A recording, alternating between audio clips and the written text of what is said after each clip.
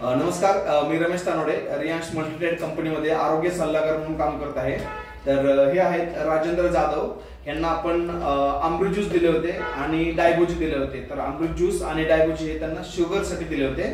तर त्यांची जी पहिली शुगर होती 30 ऑक्टोबर 2024 ला ती 230 मोर दॅन होती। त्यांना आपण हे औषध दिलं। औषध दिल्यानंतर 23 जानेवारी 2025 पर्यंत ते औषध पित होते। त्यावेळेस 23 तारखेला रिझल्ट काढला तेव्हा जेवणाच्या आधी जेवणाच्या आधी 83 आणि जेवणानंतरची 143 असे त्यांचा रिझल्ट आलेला आहे। तर शुगर त्यांची नियंत्रणात आलेली आहे। तर त्यांना त्याबद्दल खूप आनंद होत आहे। तर आता आपण राजेंद्र जाधव यांच्याकडे देऊ आणि ते बोलतील स्वतः काय करायचं ते काय झालं त्यांना एक्झॅक्टली। तर हे आहेत आमचे मामा ऍक्च्युली। तर बोला मामा, कसं वाटतं तुम्हाला आता? घेतल्यानंतर खूप चांगले लागतात ते। शुगर कमी झाली, जमीन आता कमी झाला, लग्नी प्रेशर नाही होते।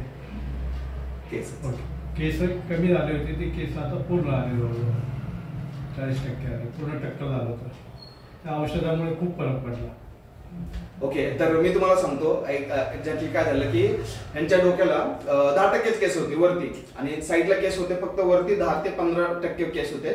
तर त्यांना आता डोक्याचे केस इकडे मॅडम, डोक्याचे केस बघा आता कुठपर्यंत आलेले आहेत, असे हे डोक्याचे केस आलेले आहेत, एवढी साईज वाढलेली आहे।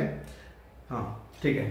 आणि त्यांना जी लघवीला जो त्रास व्हायचा तो त्रास त्यांना म्हणजे 10%, 20%, जास्तीत जास्त 30%।